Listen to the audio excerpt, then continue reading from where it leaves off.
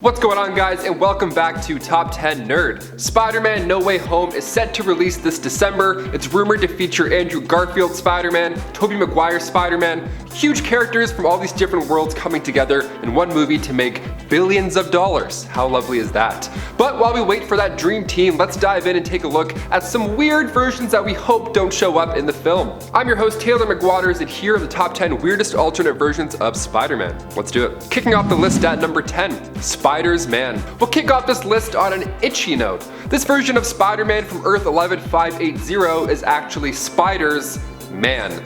You might be asking, wait a minute, Taylor, spiders? Like more than one? Oh yeah, he's actually made up of thousands of spiders that work together as if they're one person, like a hive mind. See, before that incident, that horrible incident, Peter and Gwen were visiting Horizon Labs, and instead of one spider taking a bite out of Peter's finger and then blessing him with biceps and perfect vision, he instead fell into a pit of radioactive spiders where they all consumed him, and subsequently his consciousness was spread out through all of those spiders. Hive mind, so gross. How horrible is this already? If I just got robbed and Spider's Man came to save the day, I'd be sick. Just seeing a cover of this guy on Spider-Geddon issue 3 makes me so uncomfortable. I mean, hats off to Christos Gage and George Molina for making this character one of the most unique versions. You can definitely say that. Definitely unique. The Spider.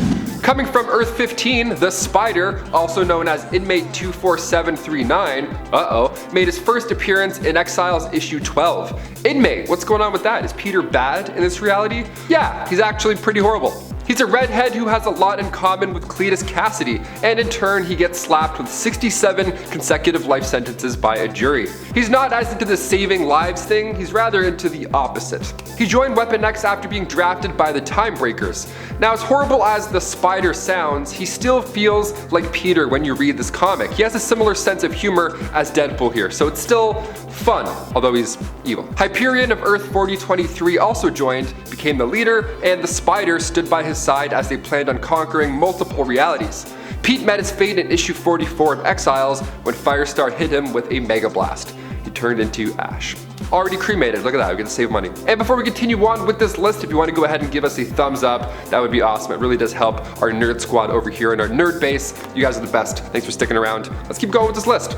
Number 8, Spider-Kid. Making his first appearance in Spider-Force issue 1, Earth 218 Peter's childhood is actually darker this time around, believe it or not. See, both of his parents passed away in a car crash, and Uncle Ben was a mean old man afterwards who was just horrible to Peter all the time. Peter actually changed his name to Charlie, and then he didn't try and be good. He actually became quite a troubled young man. He had to spend 2 years at the Administration for Child Services and then 2 more years at the Horizon Juvenile Detention Center. In order to get by, he chose to steal money from street dealers. He's not a bad kid, although I've just said that he is a few times. He just had a horrible childhood and he slipped down the wrong path. It happens. But that all changed when Charlie was recruited into the Superior Spider Army by Ashley Barton. She calls him Grandpa because he reminds her of an older Pete from her reality. He's like, yeah, I'm 13 though, please don't call me Gramps. Awesome. Coming to you live from Warp World, one of the most out there versions of Peter Parker hit the page in Infinity Wars issue 3. Moon Knight and Spider-Man are gearing up. They're making a game plan to take down Gamora. And Spider-Man says, look, just punch whoever I punch in a second. Deal? Easy peasy.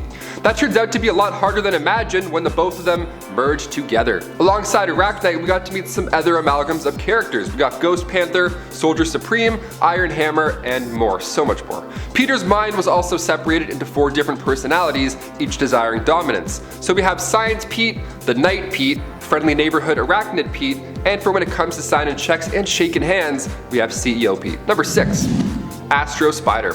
Jumping on over to Earth 3145, making his first appearance in Spider-Force issue 2, John Jameson III was an astronaut for NASA, and during one mission, a spider got trapped in his suit, which it's an absolute nightmare scenario right there. But when the space shuttle was hit by cosmic waves, John then obtained these amazing new abilities. He didn't come home and stop bank robbers one quip and whip at a time. See, this Earth was now destroyed by a thermonuclear war, so Jameson was assigned to oversee the construction of a spacecraft on the Nautilus platform. He, along with 35 others, are the last of humanity. After this cosmic mishap, John can now read minds. He can create webs of solid telekinetic energy, but he met his fate a few issues later when he was feasted on by Verna. Sometimes being a spider totem sucks. Number 5. The Savage Spider-Man. Spider-Man, but it's savage. So savage. This Peter Parker entered comics in Vault of Spiders issue 1.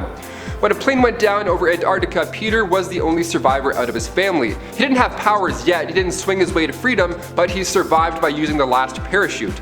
During his rough emergency landing, the wind moved him around quite a bit, and unfortunately he landed in one of the worst places on the planet, a spider's nest in Savage Land. I was just done with the spider stuff, now we're back to being itchy again. They all just bit him over and over and over again, and powers of course soon followed. The Savage Spider-Man was the new protector of Savage Land. Later on, he was recruited into the Spider Army by Ghost Spider to fight off the Inheritors back on our Earth 616. Honestly, this is a great version. I love when Wilson Fisk sees the boy growing up again. See, he was the reason the plane went down in the first place those many years ago. So when he returns to see if this Savage Spider-Man is real, he gets a little payback. Number 4. Hostess Cake Spider-Man. I think it's time we talk about one of the weirdest but yummiest versions of Spider-Man. Not only is Peter dishing out quips and flips, but he's also feeding the world too. What a hero. This version was born in an ad for Hostess Twinkies, so naturally its own Marvel universe has to exist. And also, it's fun to make it exist and to think about it. When it came down to taking on villains, Spider-Man wouldn't web them up, instead he would just huck treats at them, because that always works. Twinkies, Hostess cakes, anything, you name it. Funny enough, in Spider-Verse issue 1, the cakes are referred to as golden sponge cakes so that they don't get sued. It's also the same issue where we see the end of Golden Sponge Cake Spidey. It's sad, but if he stuck around for too long, realistically everybody would just get fat or riddled with cavities. Spider sense tells me this cake isn't for eating. It's for throwing! Number 3. Superior Spider. Starting in 2013, this version is the outcome of the Dying Wish storyline when Dr. Octavius planted his mind inside Peter Parker's. Nice little swap.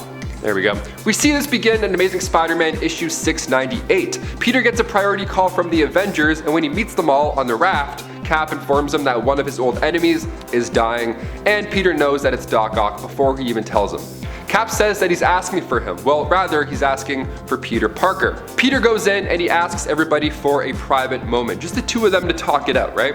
But when they're in there for that hot second, it's revealed that they somehow have switched bodies, page 20 and 22. So Peter in Doc's body is freaking out. He's worried what the hell to do, because now he's got his powers and his families and his friends are all at risk. You gotta stay away from those brain-swapping Octobots, that's the key. I'm not gonna tell you what happens because it's really enjoyable. Go check it out yourself. Number 2, Spider-Boy. Marvel and DC are powerhouses, both on page and on screen. So when the two companies combine forces, we get some pretty amazing characters like Spider-Boy. Making his first debut in Marvel vs. DC issue 3, residing on Earth 9602, Spider-Boy is an amalgam of Spider-Man and Superboy. How epic is that? Spider-Boy is a clone. Now he's a clone of Peter who was created during an accidental lab explosion. General Ross felt responsible for this explosion, so he ended up adopting the young lab lad. They were a fun duo until Ross was taken out by a mugger. So Pete then became a hero. He put together the suit, became famous almost overnight. That whole event kicked off the with great power comes great responsibility vibe. Now back when he returned to Project Cadmus, Pete was given a web pistol to help him swing around town. In this story, he doesn't have webs here, but it doesn't really matter. Because of his new superpowers, he can focus gravity inwards to make himself stronger and move faster, or he can lower gravity around himself in order to jump higher, further, and faster. He just clicks the off switch on gravity and then climbs walls. Must be nice. Guy probably kills it with wall sits. And finally, number 1, Flash, Betty, and John. For the last one on this list, we figured we'd end on a 3-in-1. What If is releasing weekly episodes on Disney Plus currently, so I have to throw it back to one of my favorite issues from Volume 1 back in the 70s. What if someone else besides Spider-Man had been bitten by the radioactive spider? Written by Don Glutt, What If Volume 1 Issue 7, we get to see Flash Thompson, Betty Brant, and John Jameson get their shot at being Spider-Man. How lucky. First, Flash gets bit, he gets the powers, and he teaches a bad driver a lesson. With his new strength, I mean, he's a little bit too harsh. The middle finger always works, but okay, rocky start, that's fine. Then he decides to take a crack at professional wrestling. He thinks it's going to be a breeze, but due to said super strength, he killed the guy instead of tapping him out. Not much of a superhero there. The Vulture ends up ending his not so hot streak, so next up we have Betty Brant. Her costume is arguably the flashiest. It makes for great photo shoots, apparently. Gotta get those likes somehow, make those superpowered TikToks. I'm here for it. But But when she runs out of web fluid while striking a pose, the thief that takes Uncle Ben's life runs on by, and no one does anything about it. And finally, this issue shows us John Jameson getting his shot. While his outfit was also pretty on point, his judgment was not. John tried to stop a space shuttle from crashing and didn't live to tell the tale. Next time you feel like web swinging to work, just remember that the responsibility thing is just as important as the powers. Guys, thank you so much for sticking around, pun intended. But before you go, toss some suggestions in the comments section down below. We love your feedback, and we love hearing from you. You're the best. I've been your host, Taylor McWaters. Keep being you, and we'll see you next time on Top 10 Nerd. Bye.